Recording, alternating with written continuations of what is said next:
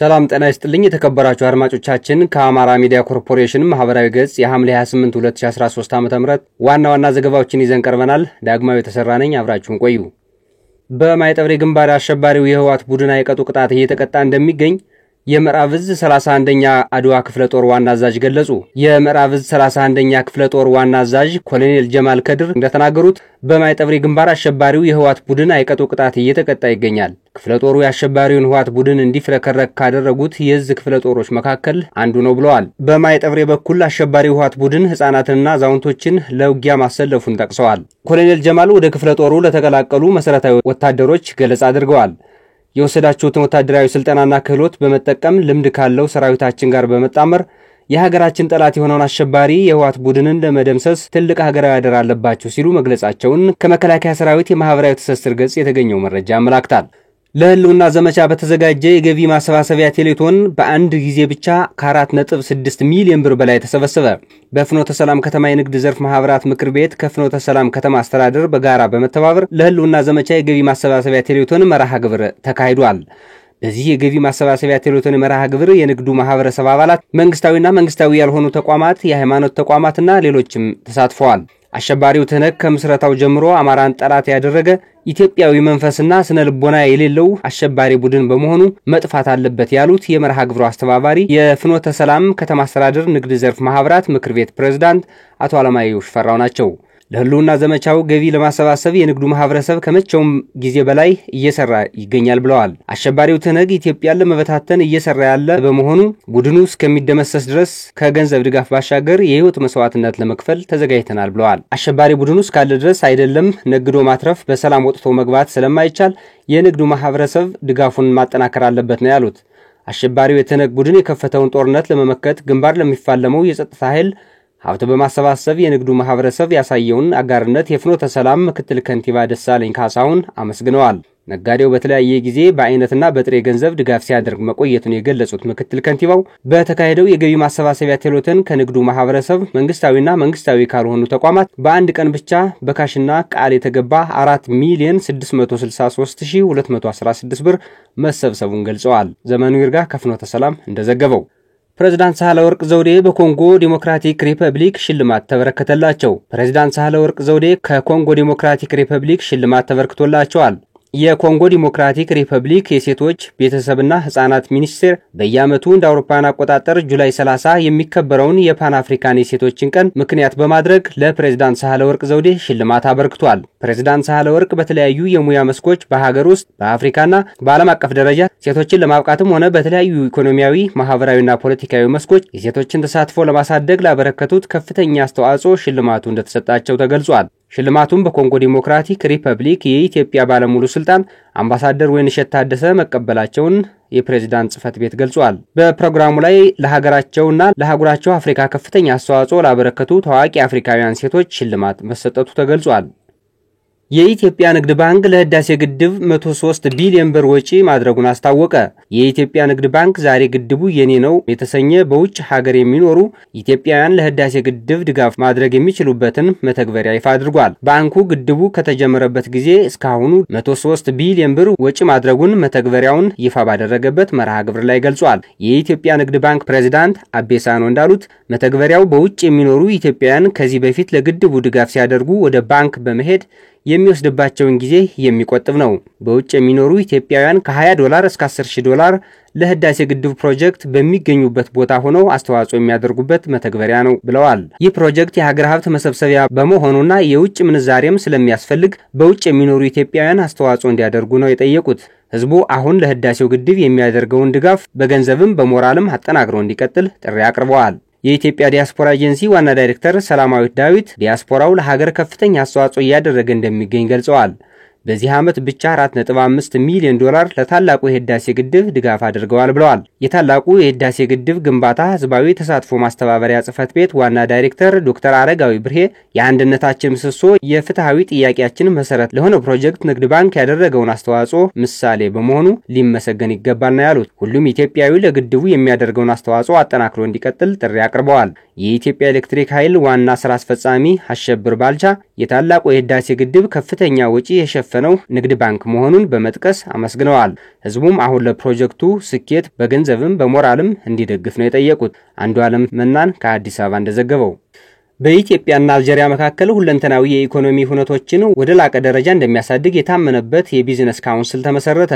ካውንስሉ በሁለቱ ሀገራት የንግድና ዘርፍ ማህበራት ምክር ቤቶች መካከል በበይነ መረብ አማካኝነት በተደረገ የፊርማ ስነ ስርዓት መመስረቱን የኢፌድሪ የውጭ ጉዳይ ሚኒስቴር ቃል አቀባይ ጽሕፈት ቤት አስታውቋል። በኢትዮጵያና አልጄሪያ ጠንካራ ዲፕሎማሲያዊ ግንኙነት መኖሩን ያስታወሱት የአልጄሪያው የንግድ ሚኒስትር ፕሮፌሰር ከማል ራዚግ ይህንን ጠንካራ ታሪካዊ ግንኙነት የሚመጥን የኢኮኖሚ ልውውጥ እንዲኖር በመንግስታቸው በኩል ከፍተኛ ትኩረት ተሰጥቶት እየተሰራ እንደሚገኝ ገልጸዋል። በዚህም የሁለቱን ሀገራት የቢዝነስ ማህበረሰብን ከማቀራረብ አኳያ በአልጀርስ የሚገኘው የኢትዮጵያ ኤምባሲና አዲስ አበባ የሚገኘው የአልጄሪያ ኤምባሲ እያከናወኑ የሚገኙትን ተግባራት አመስግነዋል። የቢዝነስ ካውንስሉ መመስረት የንግድ የኢንቨስትመንት ልውውጥን እንደሚያሳድግ እምነታቸው መሆኑንም ሚኒስትሩ ገልጸዋል። በአልጄሪያ የኢፌድሪ ልዩ መልእክተኛና ባለሙሉ ስልጣን አምባሳደር ነቢያት ጌታቸው በበኩላቸው በሁለቱ ሀገራት በሚገኙ የቢዝነስ ማህበረሰብ መካከል የተለያዩ የንግድና የኢንቨስትመንት ልውውጦችን ለማከናወን ከፍተኛ ፍላጎት መኖሩን ገልጸዋል። ይህን ፍላጎት ወደ ተጨባጭ ውጤት ለመቀየርም የቢዝነስ ካውንስሉ መመስረት አስፈላጊ መሆኑን አስታውሰዋል።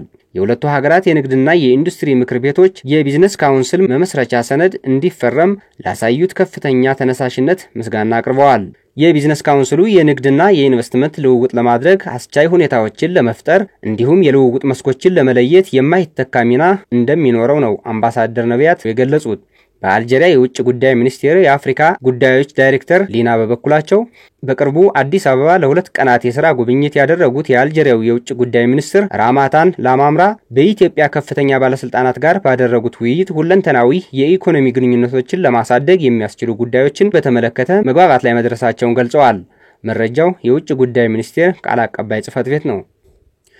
ፖለቲኮ ዩሮ ያወጣው ጽሑፍ የኢትዮጵያ ነባራዊ ሁኔታ እንደማይገልጽ በብራስልስ የኢትዮጵያ ኤምባሲ አስታወቀ። ኤምባሲው ባርኖስ አርሚንካ ሄሊች የተባለች ጸሐፊ እንደ አውሮፓውያን አቆጣጠር ነሐሴ 2 2021 ፖለቲካ ዩሮፕ በተባለው እትም ላይ ስለ ኢትዮጵያ የጻፈችው ጽሑፍ የተሳሳተና በኢትዮጵያ ያለውን ነባራዊ ሀቅ ያላገናዘበ ነው ሲል ነው ደብዳቤው የገለጸው። ኤምባሲው በፖለቲኮ ዩሮ የወጣውን ጽሑፍ አጥብቆ የኮነነ ሲሆን ይህም በተሳሳተ መረጃ ተመስርቶ የተጻፈ መሆኑን ገልጿል። የመጽሔቱ ጸሐፊ ባርኖስ አርሚንካ ሄሊች ኢትዮጵያን ከዩጎዝላቪያ ጋር ለማነጻጸር መሞከሯ የኢትዮጵያንና ሕዝቦቿን ማህበራዊ፣ ፖለቲካዊ፣ ታሪካዊና ባህላዊ ኑባሬን በውል ካለመረዳት የመነጨ መሆኑን ደብዳቤው አትቷል። ጸሐፊዋ የኢትዮጵያን መንግስት ከፍተኛ ባለስልጣናት በትግራይ ክልል ዙሪያ ስላደረጉት ንግግርና አሸባሪው ትህነግ የተፈረጀበትን አግባብ ባለመረዳት መጻፏንም ኤምባሲው ጠቁሟል። የመንግስት ባለስልጣናት ለትግራይ ህዝብ በጎ አመለካከት እንደሌላቸው አድርጋ ማቅረቧ የተሳሳተ መሆኑንም አስታውቋል። የተሳሳተና ገለልተኛ ያልሆነ መረጃን በማሰራጨት በኢትዮጵያ የውስጥ ጉዳይ ላይ ምክንያታዊ ያልሆነ ጣልቃ ገብነት እንዲኖር ሆን ብላ ያደረገችው ካልሆነ በስተቀር የኢትዮጵያ መንግስት አቋም ግን ከጻፈችው በተቃራኒ መሆኑን አንስቷል። ሽብርተኛው ትህነግ በሀገሪቱ መከላከያ ሰራዊትና ዜጎች ላይ በፈጸመው የሽብር ጥቃት በህዝብ ተወካዮች ምክር ቤት የሽብርተኛ ቡድን ተብሎ እንደተፈረጀ ኤምባሲው በጻፈው ደብዳቤ አመላክቷል። ኤምባሲው የአሸባሪው ትህነግን ቡድን ጥቅምት 24 2013 ዓ.ም የሀገር መከላከያ ሰራዊት ላይ ጥቃት እንደፈጸመ አስታውሷል። በሀገሪቱ ጦርነት እንዲቀሰቀስ ያደረገው አሸባሪ ቡድኑ መሪዎች ለፈጸሙት የጦር ወንጀል ለፍትህ መቅረብ አለባቸው ያለው ኤምባሲው ማንኛውም ሀገር በየትኛውም አቅጣጫ ጥቃት ሲደርስበት በዝምታ እንደማይመለከት አስገንዝቧል። በትግራይ ክልል የተፈጠረው የጸጥታ ችግር መነሻ በማድረግ መንግስት በሰብአዊነት የተናጠል ተኩስ አቁም ውሳኔ ማሳለፉን የጠቀሰው ኤምባሲው አሸባሪው ቡድን ግን ይህን አማራጭ ባለመቀበል ወደ ተለያዩ አካባቢዎች ጥቃት በመሰንዘር ጉዳዩ እንዲባባስ ያደረገ ነው ብሏል። እውነታው ይህ ሆኖ ሳለ ጸሐፊዋ አሸባሪው ቡድን ወደ አጎራባች ክልሎች የሚያደርገውን ተስፋፊነት ከማንሳት ይልቅ አሸባሪውን ህጋዊ በማስመሰል በኢትዮጵያ ላይ ምክንያታዊ ማዕቀብ እንዲጣል መሻቷን ኮንኗል። ኤምባሲው እንዳለው የወጣው ጽሑፍ እውነታን የማያሳይና በኢትዮጵያ ላይ ተገቢ ያልሆነ ጫና እንዲፈጠር የሚገፋፋ ነው ሲል በጻፈው ደብዳቤ አስታውቋል። ዘገባው የደጀኔ በቀለ ነው። ከተቋቋሙበት የሰብአዊ ስራ ዓላማ ውጭና የሀገርን ጥቅም በሚጻረር መልኩ ሲንቀሳቀሱ የተገኙ ድርጅቶች ታገዱ።